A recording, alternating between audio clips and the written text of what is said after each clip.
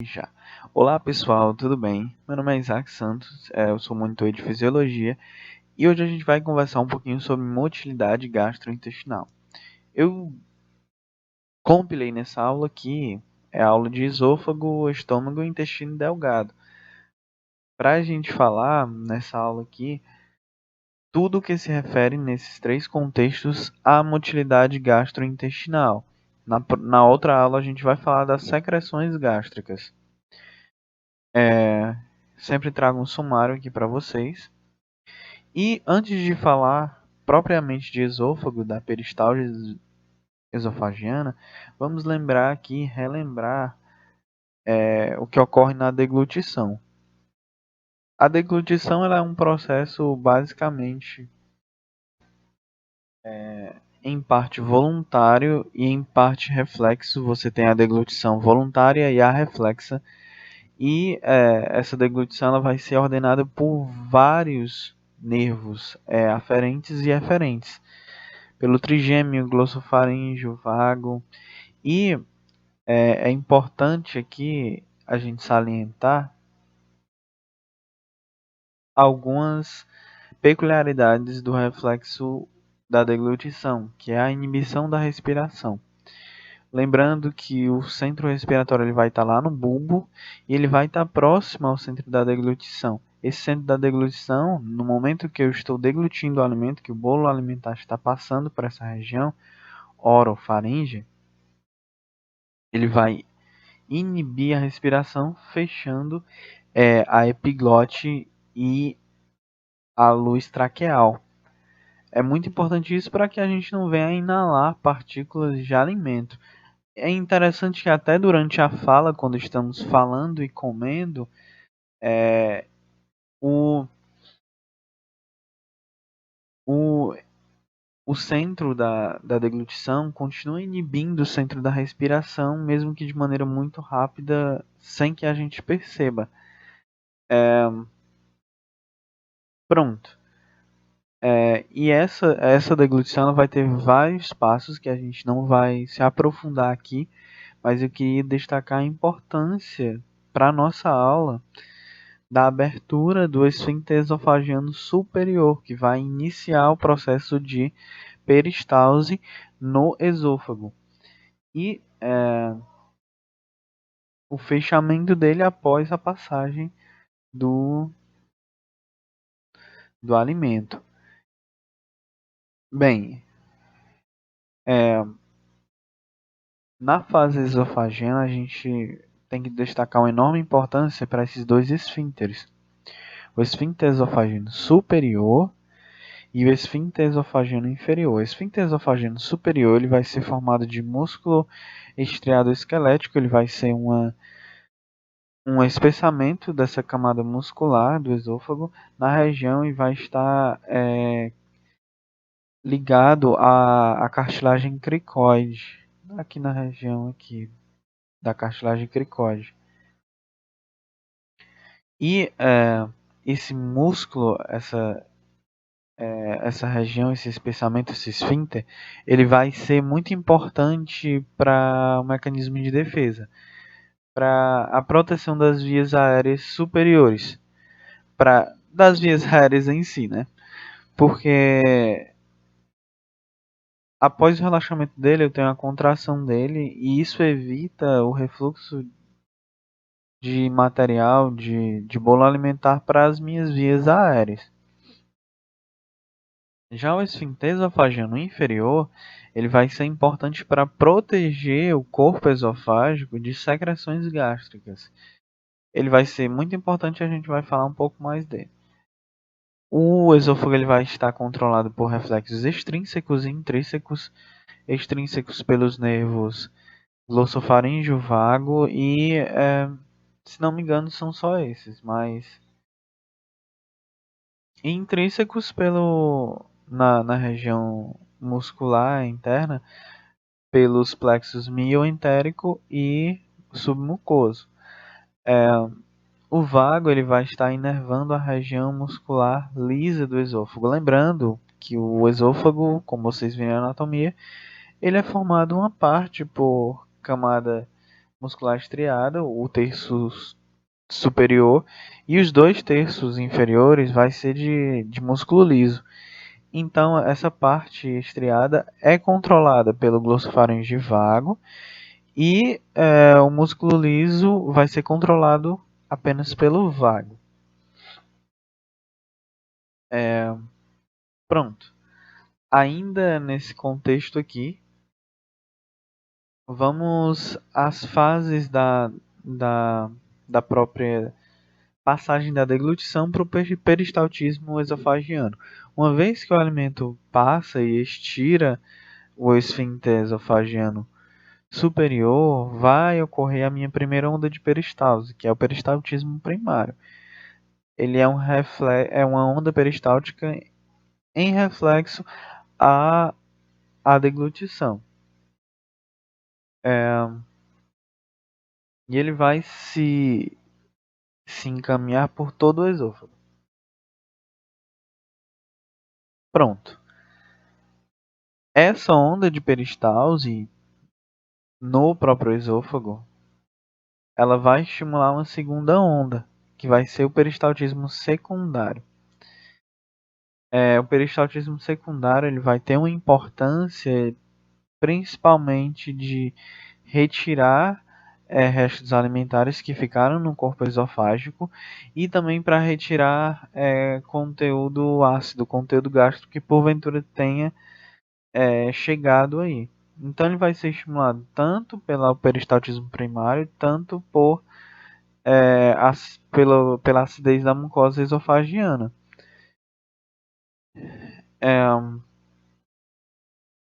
E é isso, lembrando, o peristaltismo primário tem início na deglutição e o peristaltismo secundário ele é suscitado pelo primário. E ele vai ter importância de retirar esses restos, esses resíduos. Pronto, pessoal.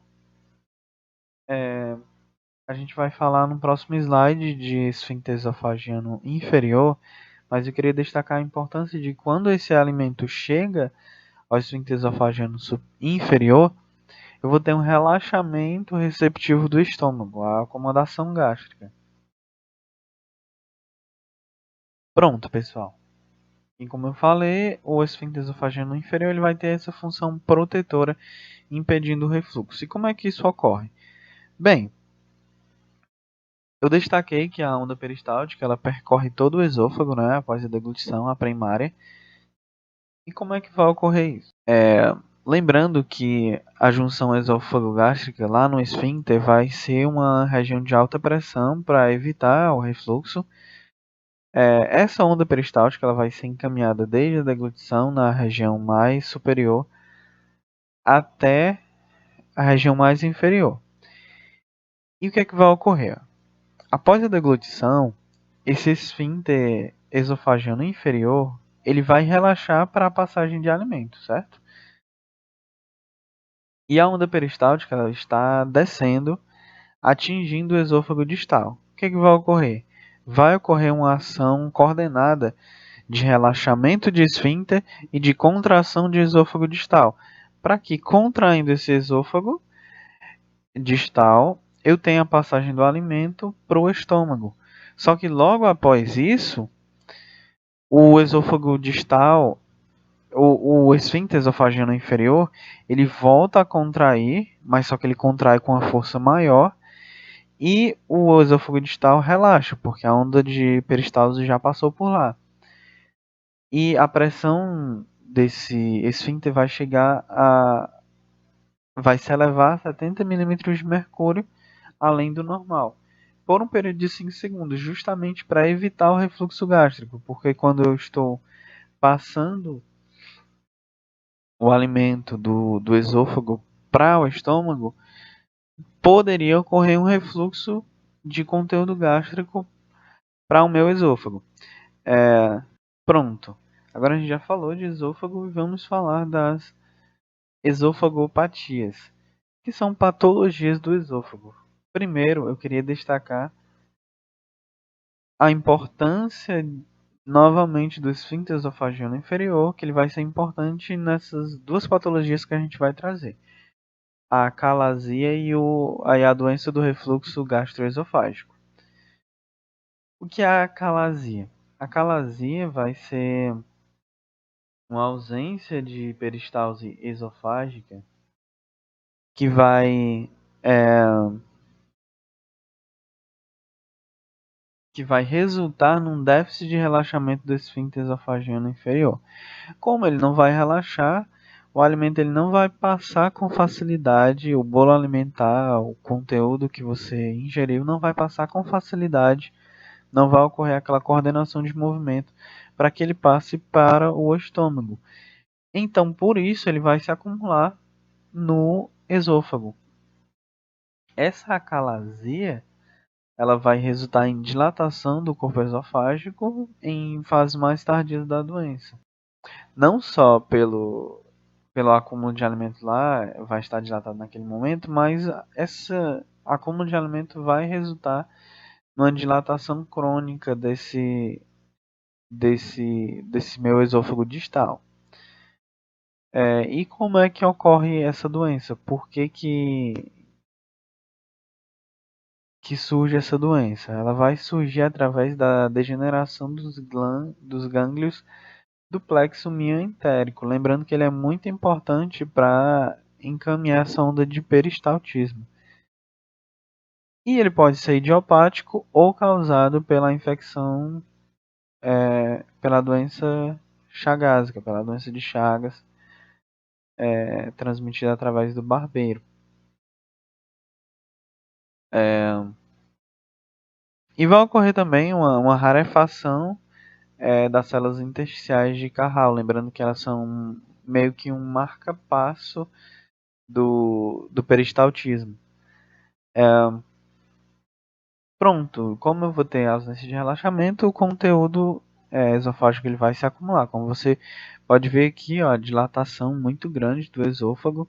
Aqui a gente pode ver ó, a dilatação esofágica na parte mais distal. E clinicamente a gente chama isso na doença de Chagas de megaesôfago esofágico. Que, como eu falei, vai ser a degeneração dos gânglios, que é uma sequela da reação inflamatória da doença de Chagas. Pronto, ainda falando de patologias do esôfago, teremos a doença do refluxo gastroesofágico. Como o próprio nome já diz, é uma patologia que se caracteriza pelo refluxo de conteúdo gástrico do estômago para o esôfago. Essa doença ela vai ter um componente esofágico da junção, o esfíncter esofágico inferior. Pode ser que o problema esteja lá, mas pode ser que o problema esteja também na parte diafragmática, no diafragma crural. Desculpe. Então, como a gente sabe, é importante a contração desse esfíncter esofagiano inferior para evitar esse refluxo. Na doença do esfíncter esofagiano inferior, pode ser que esteja ocorrendo uma fraca pressão no esfíncter esofagiano inferior, ou uma elevada pressão intraabdominal que esteja resultando num aumento de pressão gástrica e refluxo. Mas além disso, estudos mais atuais mostraram a relação de refluxos em indivíduos sadios, sem problemas na contração do esfíncter e sem problemas na parte muscular do diafragma crural. Perceberam isso normalmente em períodos pós-prandiais, que ocorre por causa de um relaxamento transitório desse esfíncter, que pode ser que esteja alterado em algumas pessoas. E por isso ocorre esse refluxo. Então, refluxo gastroesofágico é muito simples. E eu queria destacar a importância de você pesquisar os medicamentos que são utilizados. Não precisa saber o mecanismo de ação, mas só o nome de alguns medicamentos utilizados. Pronto, pessoal. Dentro de cada parte da nossa aula, a gente vai ter a regulação de cada processo. E agora a gente vai falar da regulação da deglutição e do peristaltismo. A gente não falou tanto de deglutição aqui, mas ele vai ser estimulado pelo ramo interno do nervo laríngeo superior. E a estimulação desse nervo vai iniciar o processo de deglutição. Lembrando que eu falei lá que vai existir o centro da deglutição no bulbo e ele vai determinar a frequência e vão existir vários receptores na boca e na faringe que vão suscitar o processo de deglutição. Já o peristaltismo, ele vai ser um movimento, ele vai ser um mecanismo basicamente reflexo involuntário e ele vai depender de ação neural. Como assim? Ele vai depender da ação dos nervos daquela região, no caso vago e glossofaríngeo. Principalmente o vago, porque ele vai inervar uma região maior. Perceberam que uma secção transversal do esôfago, ou seja, um corte do esôfago, não vai paralisar o esôfago distal. Só que a vagotomia bilateral vai paralisar esse meu esôfago. Para a gente perceber aí a importância da ação neural para suscitar essa peristalse. Como eu falei, o terço superior glossofaríngeo vago e os dois terços inferiores basicamente pelo vago. Uma coisa importante, mesmo após a vagotomia nos dois terços inferiores, por causa do plexo meentérico, eu vou ter uma peristalse residual após a vagotomia, só que uma peristalse muito mais lenta, porque não vai mais ter a eferência do meu nervo vago, que estimularia esse processo. E nessa região, a dilatação, o relaxamento desses músculos vão estar mediados pela neurotransmissão inibitória do tipo não adrenérgica, não colinérgica, através de ATP, do peptídeo vasoativo intestinal, do óxido nítrico. E aqui eu queria trazer essa tabela para vocês, uma nanometria esofágica, para a gente perceber o processo de deglutição e peristaltismo. As regiões mais vermelhinhas e alaranjadas são de maior pressão e as verdinhas e azuis são as de menor pressão. Você pode ver a escala aqui. Pronto, olha, a deglutição ela se inicia aqui. Essa parte verde aqui foi uma deglutição, um processo peristáltico antigo, o que aconteceu antes desse. Então se inicia aqui, mais ou menos. No processo de deglutição eu vou ter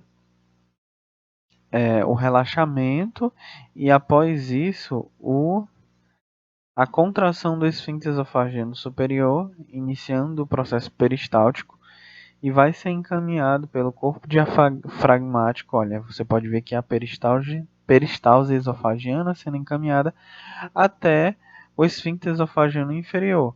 Aqui nessa região ele vai relaxar, lembrando que ele relaxa e depois contrai, para evitar, olha, ele relaxa aqui e depois contrai, para evitar o refluxo. E você pode ver aqui, olha, uma ação coordenada, segmentar. Olha, a gente, lembrando que esse gráfico aqui é pressão pelo tempo e pelo diâmetro também, mas não liguem muito para isso. Mas vocês podem perceber que a pressão ela vai aumentando conforme a onda peristáltica vai passando. Ó. Esôfago superior e aqui chegando na parte mais distal inferior até chegar no esfíncter esofagiano inferior.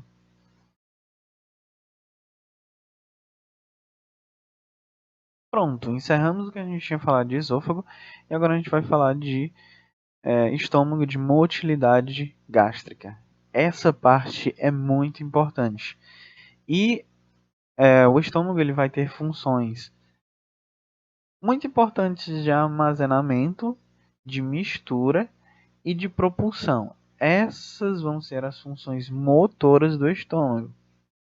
Funções digestivas, vocês vão ver na aula de digestão e absorção. Aqui, basicamente, a gente está falando de funções motoras. Queria relembrar para vocês aqui a cárdia, né? E a região do esfíncter esofagiano inferior. Temos o fundo gástrico, o corpo, as pregas internas, a incisura angular, o piloro, o antro, que é essa região próxima ao piloro, e aqui o duodeno e o esfíncter pilórico, né? Pronto, pessoal. Como eu falei, as funções motoras do estômago vão ser armazenamento, mistura e propulsão. E a gente vai falar de cada uma delas. Pronto. O que é a acomodação? É o processo de relaxamento receptivo do estômago. É quando o alimento vem chegando e o estômago ele tem que se dilatar para acomodar alimento e para que essa pressão intragástrica não aumente tanto assim.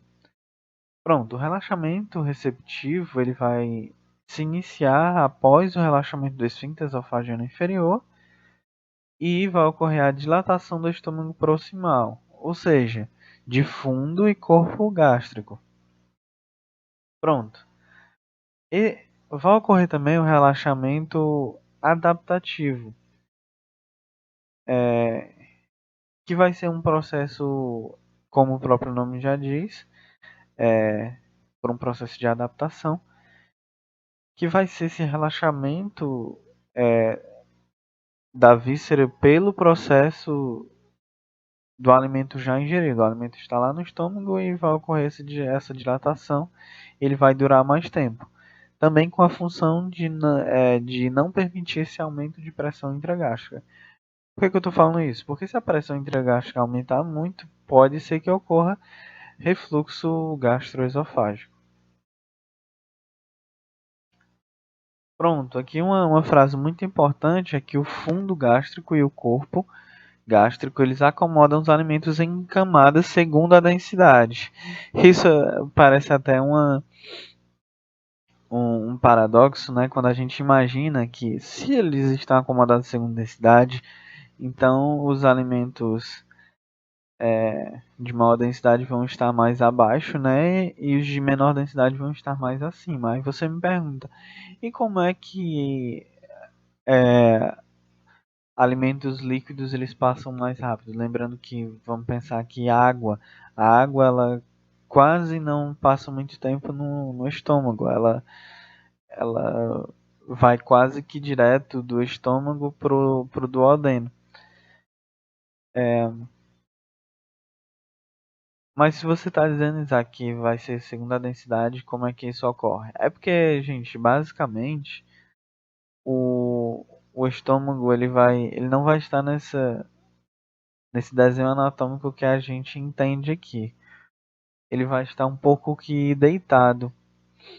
Então, como os alimentos de maior densidade vão ficar mais embaixo, então eles vão se concentrar nessa região aqui. Deixando passagem para alimentos de menor densidade ou líquidos passarem. Então, eu não sei se vocês perceberam aí essa espécie de contradição, mas é explicado só pelo padrão anatômico, pela disposição do estômago anatomicamente. Então,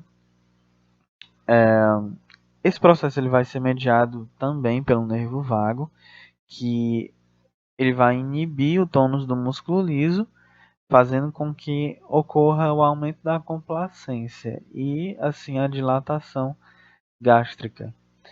Essa transmissão ela vai ser mediada também pela transmissão não adrenérgica, não colinérgica e pelo peptídeo vasoativo intestinal.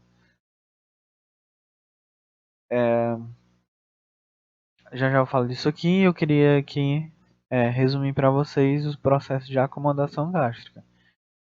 Pronto, o alimento chega. Inicialmente, a própria fase cefálica, como vocês viram, ela vai iniciar um processo inicial de secreção gástrica, de acomodação gástrica, mas esse processo de relaxamento receptivo só ocorre quando o alimento passa por lá mesmo. Então, como você pode ver aqui, esse gráfico de pressão, temos aqui um estômago limpo, ou seja, um estômago esvaziado, e ele vai receber o alimento. Nessa segunda imagem a gente tem a comida no estômago. E a gente pode ver aqui que no estômago normal a pressão quase não aumenta. Só vai aumentar quando iniciar o processo de peristalse no estômago que a gente vai falar. Então, quando eu tenho uma vagotomia, não vai ocorrer esse processo de acomodação gástrica, porque ele é mediado via vago-vagal. Então, o que que ocorre? Após uma vagotomia e a chegada do alimento, eu terei o aumento pressórico nessa região que eu não teria se eu tivesse esse reflexo. Como vocês podem ver, ó. Após a vagotomia, eu tenho a chegada do alimento e aumento da pressão. Pronto, além disso, a acomodação gástrica ela vai ser estimulada também por hormônios, como a secretina, a colecistoquinina e o polipeptídeo inibitório gástrico, o GIP. Eles vão contribuir para o relaxamento. Pronto. Após esse processo de acomodação, eu vou ter o processo de mistura e propulsão. A mistura ela vai ser basicamente um processo de contração do meu estômago que vai misturar o alimento à secreção gástrica, formando o quimo nesse processo. Essa mistura ela vai estar um pouco incluída no processo de esvaziamento gástrico, porque a contração ela vai ser encaminhada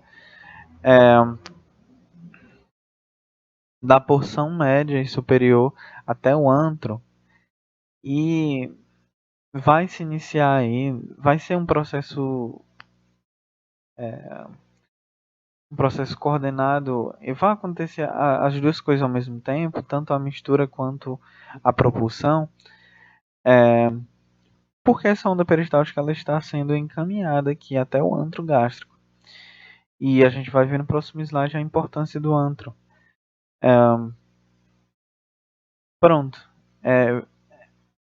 Esse potencial de ação peristáltico vai formar esses anéis constritivos que vão encaminhar o alimento para as regiões mais distais do estômago.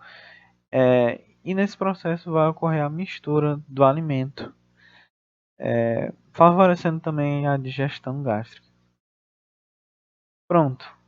Uma vez que esse alimento chega aqui no antro, vai ocorrer uma contração forte para que ele passe pelo piloro, mas a gente vai ver aí que alguns vão passar e outros não. Os mais líquidos vão passar, as partículas menores.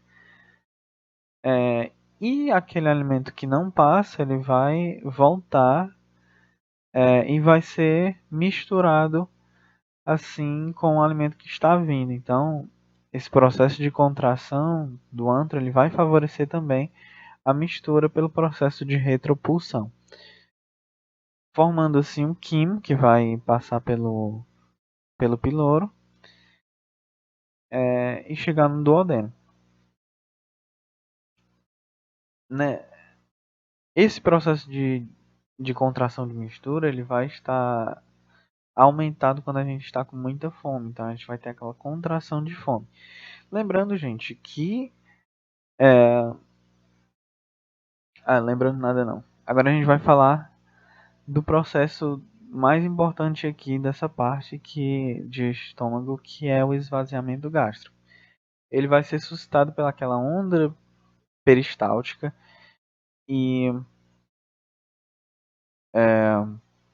na região mais proximal do estômago a gente tem um traçado mais estável, mas na região mais distal a gente tem uma despolarização cíclica. Por quê? Porque na região mais distal eu terei uma força de contração maior no antro e na região pilórica. Essa contração, eu vou trazer até aqui a imagem de novo, me desculpem, mas vamos lá. Essa contração ela vai ser encaminhada do antro até essa região, fazendo com que o alimento ele seja ele sofra uma propulsão para ir até o duodeno. Porém, o que que ocorre? Eu acho que a gente vai falar isso no próximo slide, mas já vou adiantar para vocês. O esfíncter pilórico ele tem um raio, ele tem uma luz e pedaços de alimento, de bolo alimentar, de quimo grandes não vão passar. Apenas os restos mais, os restos não, desculpe. O bolo, o quimo mais diluído vai conseguir passar por causa da luz.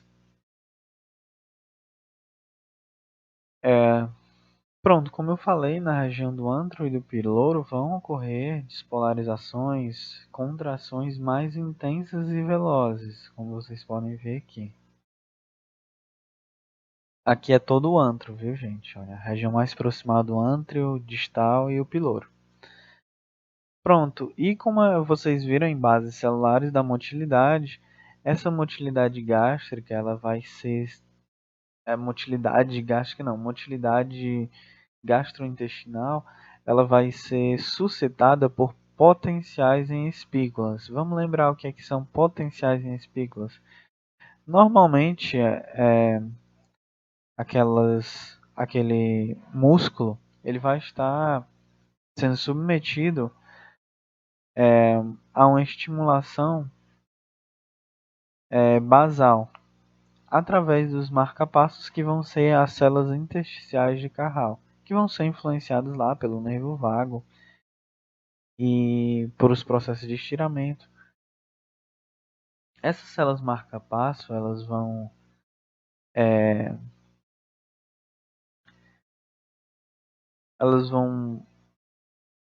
promover flutuações até que ocorram as espículas. Quando ocorrem as espículas, eu tenho a contração segmentar do meu músculo liso, transmitindo assim o processo peristáltico. Então, lembrando que as espículas são o processo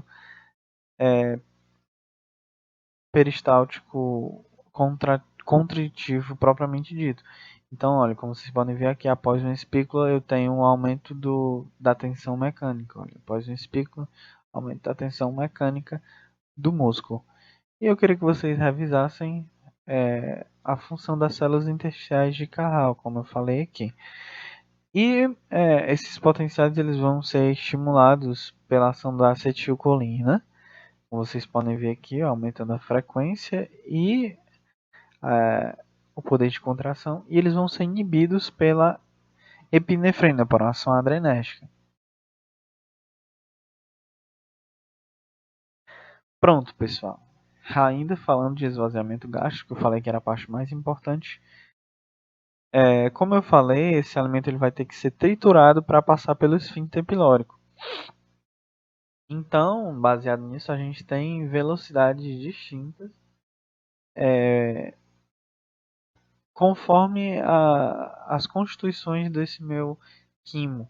Então, os que vão passar mais rápido, que vão ser esvaziados mais rápido no estômago, vão ser os líquidos, Os que vão passar mais rápido vão ser os líquidos, após eles os sólidos carboidratos, após isso os sólidos de constituição proteica e por último os lipídios. Já a gente vai ver porque que os lipídios eles têm esse retardo maior. Pronto.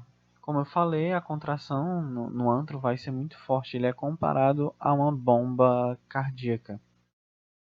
E, bem, aqui como você pode ver pela imagem, essas contrações do antro vão empurrar o alimento e o esfíncter pilórico ele vai estar semi-ocluído, vai estar contraído. Essa contração vai promover o atrito das partículas, o turbilhonamento, tanto promovendo a mistura, quanto promovendo a fragmentação desse bolo alimentar, até que ele esteja fragmentado ao ponto de conseguir passar pelo esfíncter pilórico.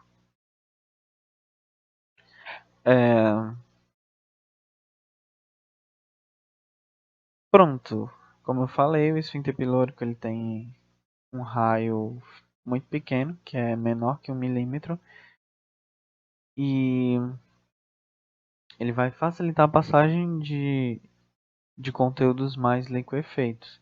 Isso faz todo sentido biológico, né? Porque esse processo de contração antral e pilórica e passagem no piloro faz muito sentido o alimento só passar quando ele estiver diluído, ele estiver mais fragmentado, para que facilite a digestão e a absorção. Pronto, uma coisa muito importante é que o esvaziamento gástrico ele ocorre entre as contrações antrais e não durante. Por quê? Porque após a contração antral eu vou ter esse processo de, de empurramento do líquido e, e uma espécie de contração pilórica e a passagem do líquido. Esse esvaziamento só vai ocorrer após a contração, ou seja, no período de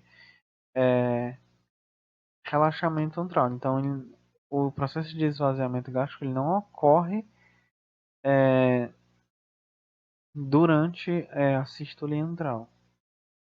Pronto, e aqui um gráfico aqui para vocês entenderem como ocorre o processo de esvaziamento de líquidos. Olha, como vocês podem ver aqui no ser humano normal, de alimento e de esferas plásticas. Essas esferas plásticas elas não vão passar, por isso que elas não vão passar no piloro, por isso que elas estão aqui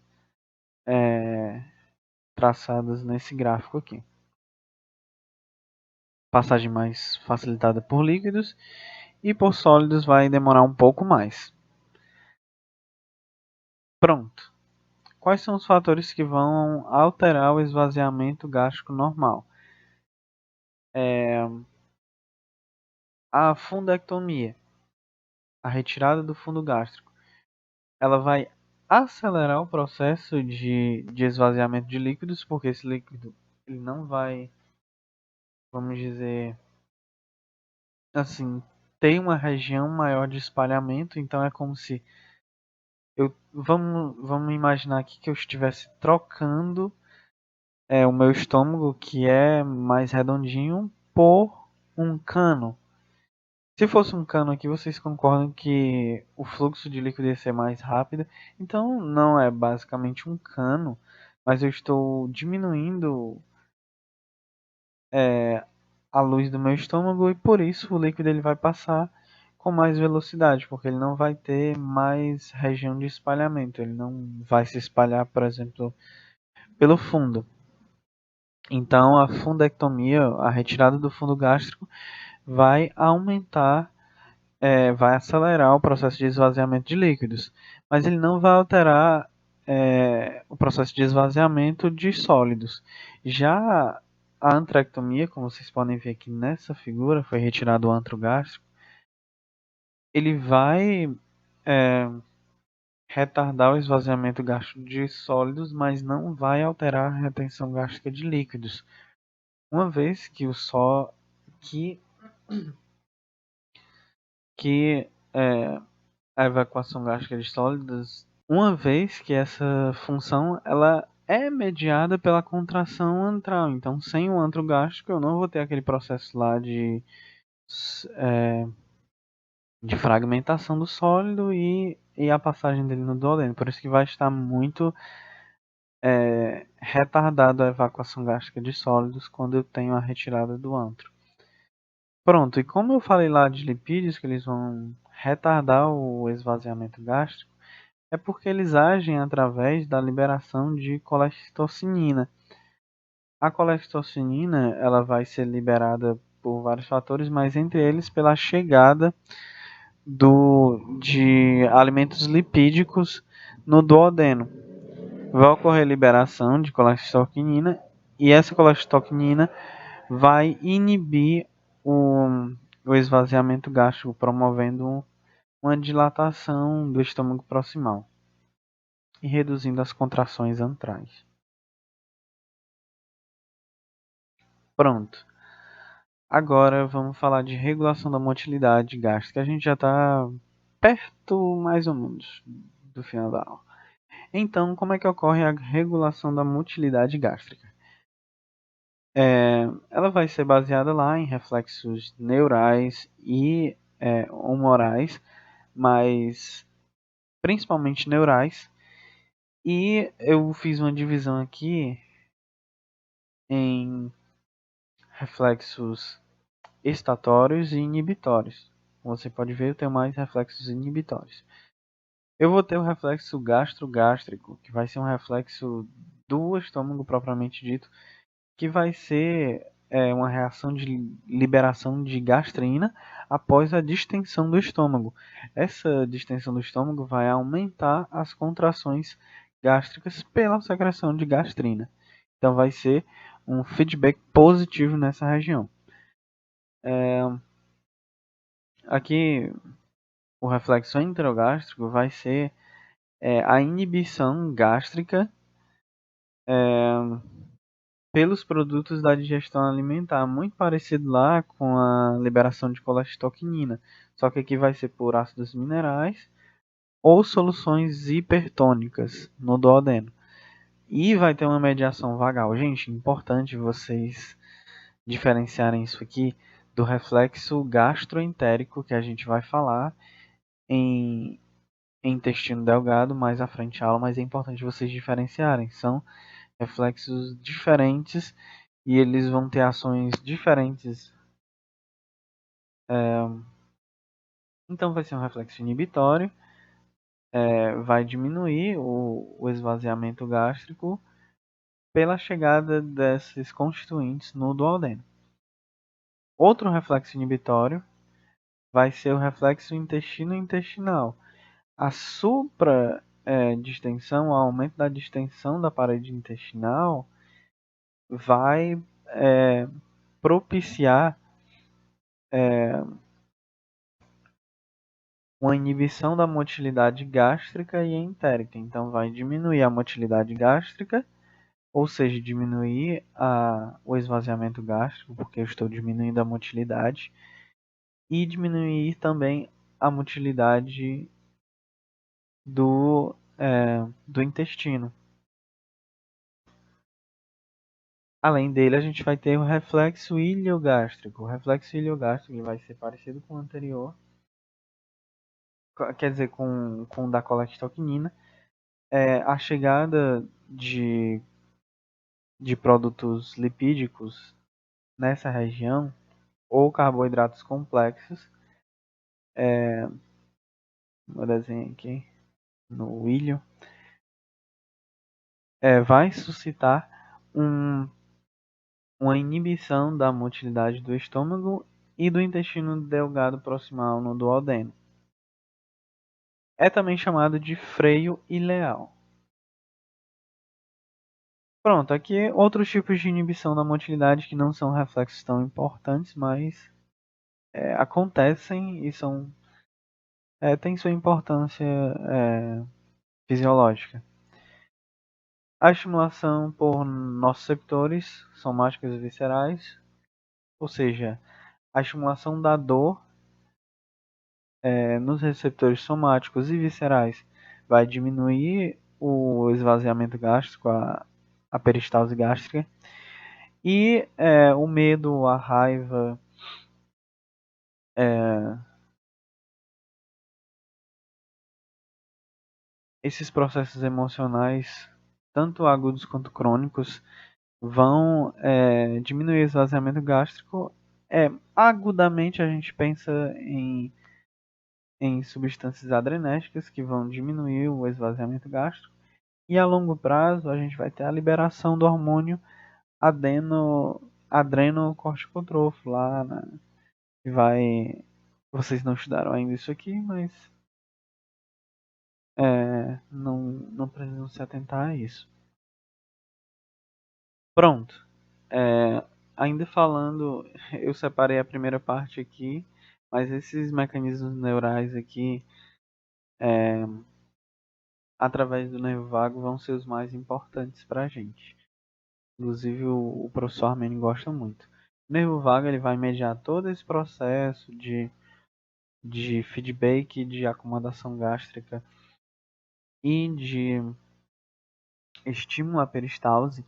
Então, quando eu tenho uma desnervação, uma vagotomia no meu estômago, eu vou ter a abolição da motilidade. Contudo, não a abolição completa, porque como vocês lembram, eu vou ter lá o plexo mientérico e a víscera ela pode voltar a contrair, mas com muito retardo, porque eu não vou ter mais a estimulação do nervo vago. Então, essa estimulação vagal ela vai ser por fibras eferentes de baixo e alto limiar. As de baixo limiar elas vão provocar contrações no fundo e no antro gástrico e vão ser sensíveis à atropina, ou seja, a atropina inibindo significa que essa é uma via colinérgica.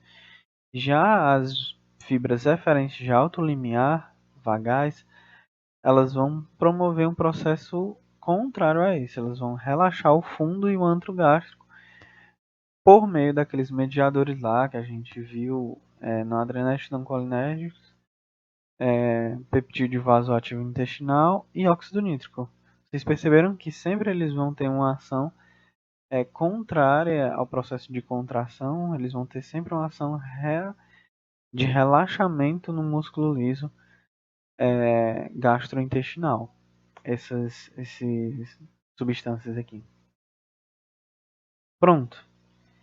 E após a vagotomia liberal, vagotomia bilateral, desculpe, eu vou ter a falha na acomodação gástrica e a redução da motilidade. A gente falou durante toda a aula que todos esses processos são mediados pelo nervo vago.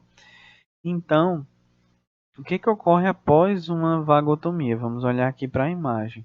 Olha, a gente tem aqui uma pessoa normal, que é o azul, que é o controle, e uma pessoa com a vagotomia bilateral em vermelho. O que ocorre? Primeiro, no processo de esvaziamento de sólidos, o normal seria esse, o traçado azul. E em pacientes com vagotomia bilateral, eu teria esse processo muito retardado, por causa da falta de estimulação e a diminuição das contrações antrais. Então, eu vou ter um esvaziamento gástrico muito retardado no paciente com vagotomia. Contudo, nos líquidos, o processo ele é oposto. Por quê? Porque os líquidos eles não vão precisar, aqui no caso são semissólidos, mas são semissólidos que conseguem passar pelo piloro. Então a gente pode pensar que sejam quase liquefeitos, né? Semissólidos. Um paciente controle, olha, como você pode ver, O normal seria esse traçado. Mas e aí, Isaac? Eu tenho a vagotomia, eu vou facilitar o processo de passagem de líquidos? Sim, porque vai ser um processo parecido com a retirada do fundo.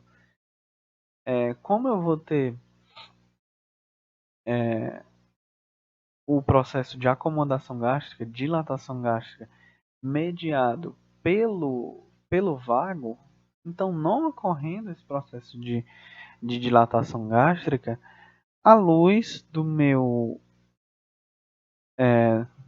estômago não vai dilatar. Não dilatando ela, é como se o líquido ele tivesse menos espaço para percorrer e assim ele vai passar mais rapidamente. É como se a gente estivesse substituindo não substituindo, mas a gente estivesse trocando de uma maneira que é bem absurda a comparação, mas faz sentido. A gente estivesse trocando uma região de passagem de água que seria uma bolsa que ia dilatar e a água ela ia demorar mais para passar por essa região de bolsa, a gente trocasse essa bolsa de água por um cano grosso, mas que não dilatasse. Então a água ali ia passar com uma velocidade maior por essa região, e é exatamente isso que ocorre. Os líquidos eles passam com uma velocidade maior porque eu não vou ter essa acomodação gástrica. E isso é muito importante, ele cobra até em aula, né? Pronto, por fim a gente tem o efeito simpático, que vai estar mediado por fibras pós-ganglionares, os gânglios entéricos, mediados pela norepinefrina, lembrando que é uma ação inibitória do sistema nervoso simpático. Pronto. E o plexo mientérico submucoso, ele vai ser importante para essa autonomia. Como eu estou lembrando aqui, a víscera ela volta a contrair com certo retardo após a vagotomia, por causa do plexo mientérico e submucoso. Eles dão uma autonomia residual à motilidade gástrica. Porque, por causa lá das células intersticiais de Carral, que são marcapassos, quando ocorre a distensão, eu vou ter a contração naquela região, a contração reflexa, que é o reflexo miogênico. Porém, é um processo muito mais dificultado após uma vagotomia, porque eu não vou ter o estímulo vagal. E aqui para encerrar, gente, o reflexo do vômito, que vai ser um reflexo paradoxal à peristalse, vai ser uma peristalse reversa. Como vocês sabem que é um vômito, ele é a expulsão oral de conteúdo gástrico e às vezes duodenal, e que ele vai ser estimulado por vários estímulos. Vai ser um processo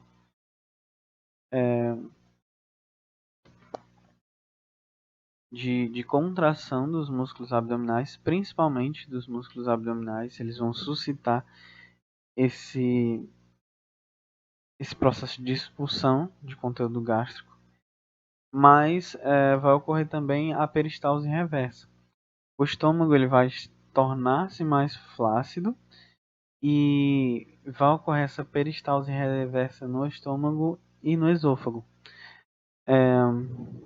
Ocorre também a contração do diafragma e da parede abdominal, como eu falei, e o relaxamento do esfíncter esofagiano inferior e contração pilórica. Esse processo ele vai ser mediado lá pelo centro do vômito. Sim, pessoal, nós temos um centro do vômito também lá no nosso tronco encefálico, na região dorsal do bulbo. E aqui, eu não sei se vocês entenderam a imagem, essa aqui é uma artista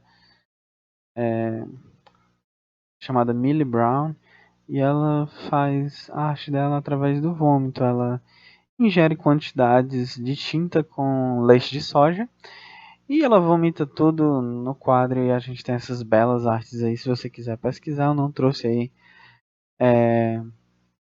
mas você pode pesquisar Millie Brown ou então você pesquisa artista que vomita tinta que vai aparecer.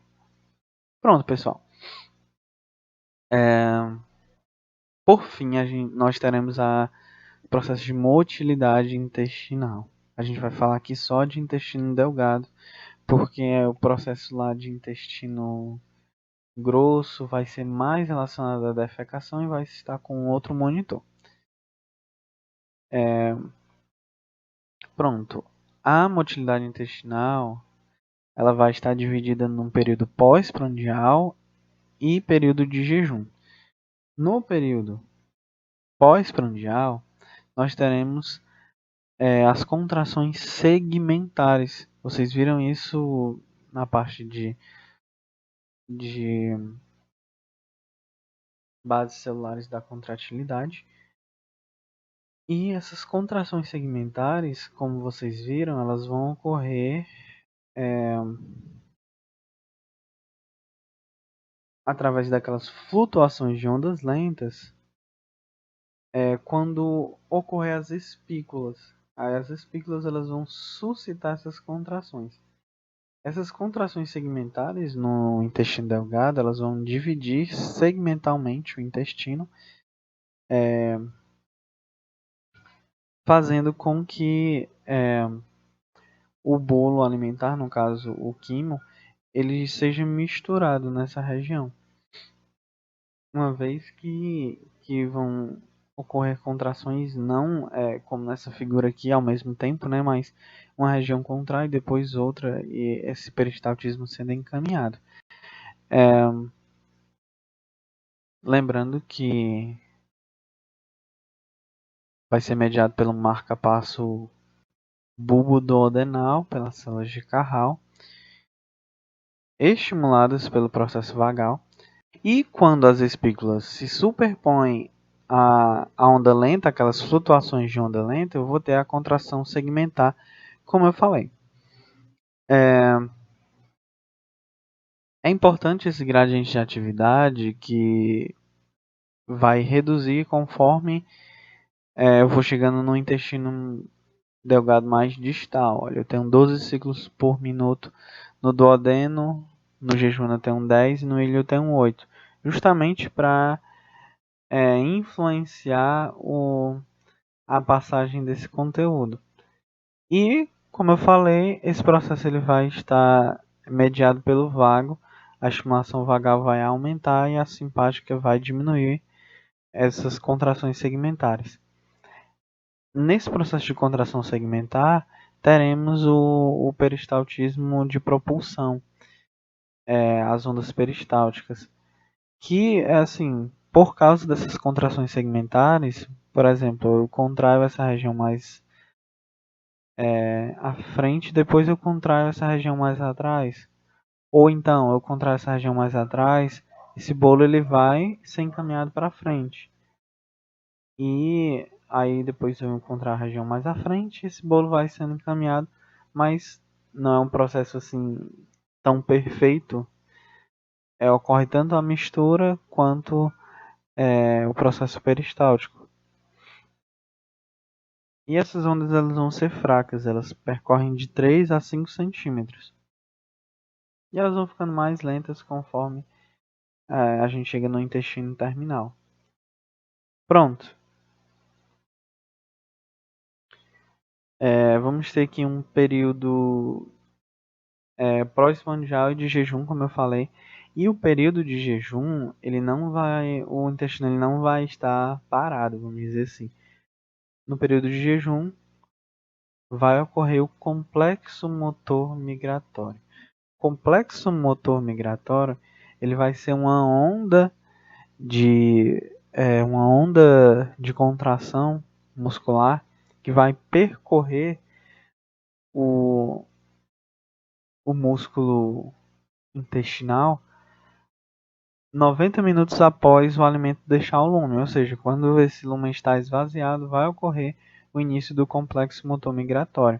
ele vai ser importante porque ele vai varrer os restos de alimento que porventura ficaram lá e livrar também o lumen gástrico de restos celulares e vai evitar o acúmulo de bactérias naquela região.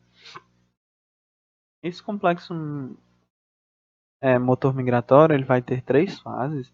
A fase 1 eu não exemplifiquei aqui para vocês, mas a fase 1 ela vai ser basicamente uma quiescência relativa. A fase 2 vai ocorrer pequenas contrações desorganizadas. E a fase 3 é a mais importante, que ela dura 10 minutos e ela vai iniciar grandes contrações é, no corpo do intestino, mediadas pela ação da motilina, e elas vão, como eu falei, remover conteúdos gastrointestinais remanescentes. E por fim, antes de eu falar da doença de Chagas, vocês podem ver aqui, ó, ação contrátil do complexo motor migratório. E após a alimentação, temos as contrações segmentares. Pronto. E como vocês podem ver, olha, ele vai diminuindo conforme se afasta do duodeno, essas contrações. Esse processo peristáltico vai diminuindo. E ainda falando de complexo motor migratório, na doença de Chagas, nós teremos uma proliferação bacteriana, porque como o plexo mientérico lá vai estar danificado, esse complexo motor migratório ele vai estar quase que abolido. Então não vou ter a retirada daqueles restos celulares, restos de alimento, eu vou ter o acúmulo de bactérias, proliferação bacteriana naquela região. Pronto, por fim, gente, vamos falar de regulação da motilidade intestinal.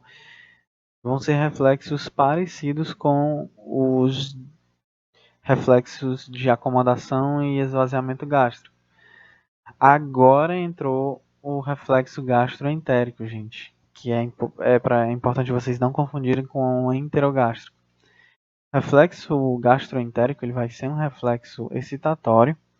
Vocês podem ver aqui em azul todos esses excitatórios, em vermelho os inibitórios. Ele vai ser uma resposta do plexo mientérico no intestino delgado ao aumento de conteúdo alimentar no estômago. Ou seja, quando eu tenho uma distensão gástrica, eu vou ter o aumento da condução do plexo mientérico, aumentando o peristaltismo. Não sei se vocês estão familiarizados com a situação.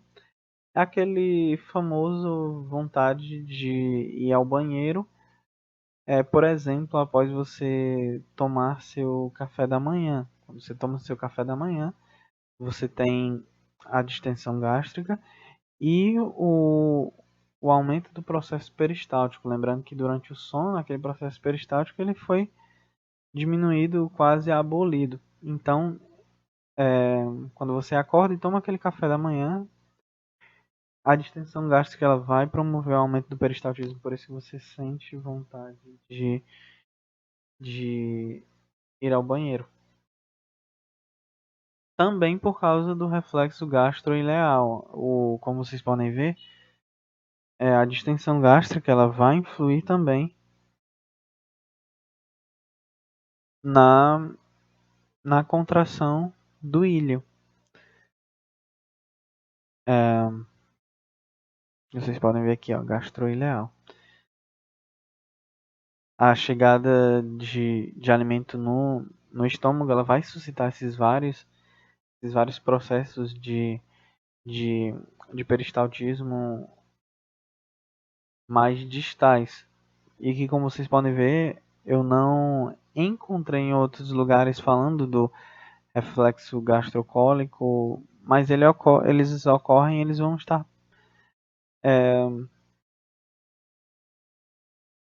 vão estar muito ligados a esse processo de defecação. Mas aqui não no intuito da nossa aula. E a gente vai ter o reflexo intestino-intestinal, né? Que vai ser um reflexo inibitório. A gente já viu esse reflexo, que vai ser lá a distensão do intestino, que vai provocar uma diminuição do peristaltismo. E o ilho gástrico também.